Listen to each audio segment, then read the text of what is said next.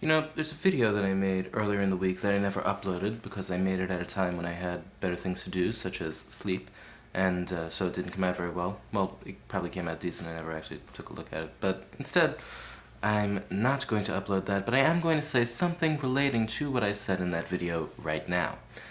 Now, I find that, in general, a big problem that we have with politics in America today, if you're into that sort of thing, is that politics is entering somehow into this whole sort of mass media organization until it gets to be that we have this sort of pop culture politics.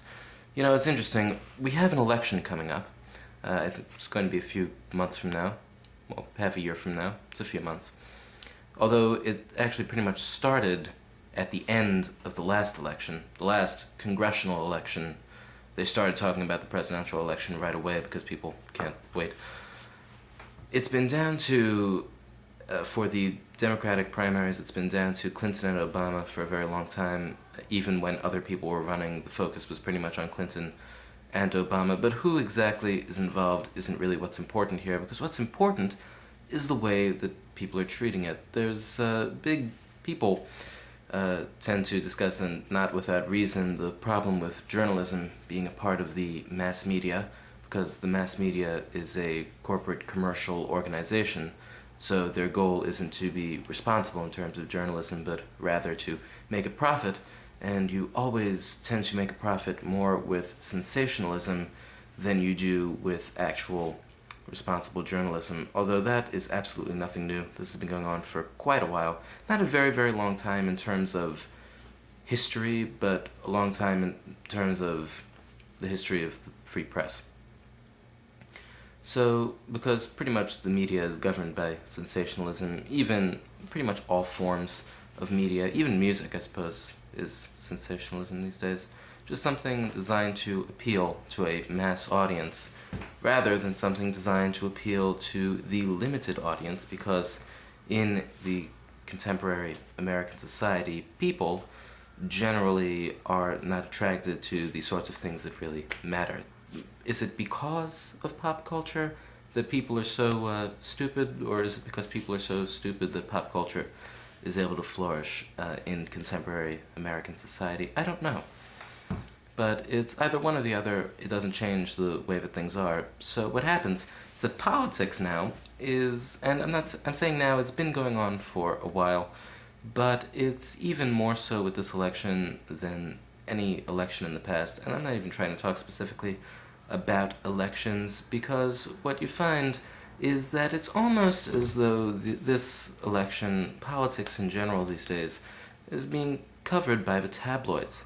Although it's odd, it's funny, I'm not going to go that far. When I say the tabloids, I'll say it's covered by the New York Post Daily News type tabloids, because those are tabloids, and those actually are pretty prominent newspapers right now in New York. So I guess it really is being covered by the tabloids.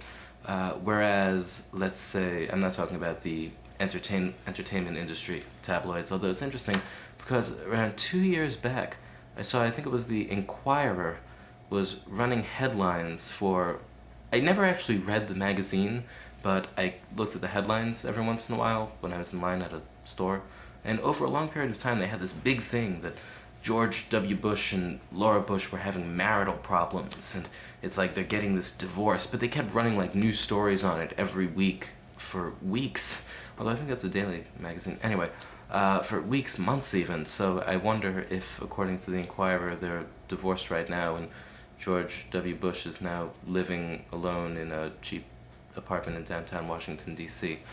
I don't know. And then who's running the country? No one. But that's getting off topic. Not to say that we ever were on topic. Anyway, what I'm saying is that you have this sort of pop culturalization of politics, and what ends up happening is that everything is just so oversimplified that it ends up replacing politics itself. I would go into more detail about the election, but that just harkens back to the whole sensationalism, hype, personality contest thing. Not to say that elections haven't in the past been personality contests, because if you have people who are going to vote for it, I'm not going to get into that. And overall, still, the election coverage is just because it works very well to play off of the conflict of two people. That's what drama is. And drama is a major part of the mass media. And when I say drama, I mean movies, television. The theater was the original form of drama. Now you have these other forms of drama that dominate the mass media because people are so drawn to them. And what ends up happening is that you try to play off of this in real life, and you get not yellow journalism necessarily, because that's politically motivated, just crap. Just crappy, sensationalistic, hypey journalism, if it is journalism. It's entertainment, really. See, it's interesting. There's professional wrestling, and in professional wrestling, everything's pretty much fictional. It's like they don't tell you that it's a fictional show. It's like they operate like an actual sport would, but it's like there's all this backstage stuff and character conflicts and stuff that's clearly fictional, even though no one actually says it. Everyone knows. I wonder if you did the same thing with a news show, like you create all of these different characters for the news anchors and you make up these storylines that end up coming out while they're covering the news, if anyone would notice. You know, I think if you did that and you actually somehow covered some sort of actual news on the program, you would probably have one of the top rated news shows in the country. And not only that, but you'd probably be able to do more as far as actual journalism is concerned, because you can get the sensationalism in somewhere else. You can get the drama in somewhere else. So what you cover doesn't have to be the key to watching. It could almost be that people are watching for the segments that occur between the anchors, so they will endure the actual news in order to get to that. So people are still tuning in, people are still watching, you're still making money. But at the same time, you're able to do this necessary part of the news that just comes between the actual draw. Almost like the actual news becomes the commercials. Because people don't, although it's interesting, people these days actually are like being entertained by commercials, so I wouldn't know about that. But still, I actually wanted today to talk about the pop culturization of politics. As I said, you have this whole concept of conflict, that conflict sells pretty much things in general these days, everything. I mean, even commercials for dishwashing products have this kind of polarization and conflictization in order to get you to buy things. That's what branding is. That's why branding exists. The purpose of branding is to differentiate yourself from your competitors so that your consumers will actually form an attachment with you, and then because they feel that they're in a conflict with your competitors, they'll feel more loyal toward your brand. That's a very key thing. But in general, what you end up doing is creating this same sort of conflict in the scope of politics. And I'm not talking about even governmental politics, I'm talking about political talk radio, political talk television, in that it's pretty much that you draw people in by creating a sort of conflict. It's not enough that politics relates to just general day-to-day everything, but you have to go a step further to create a party. Because creating a party is the same as creating a brand, and a party could be a political party, but you have almost a parallel in just the world of political talk that you have right now in America. It's like the whole liberal conservative thing. These are just ridiculous terms that have no real world meaning whatsoever. So I'm going to try not to talk about that as much as possible. But still, you end up creating a brand for yourself in the political world.